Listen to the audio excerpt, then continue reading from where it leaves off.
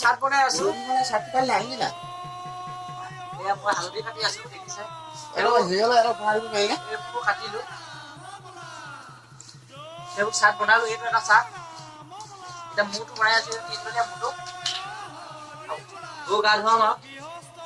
চাই থাকক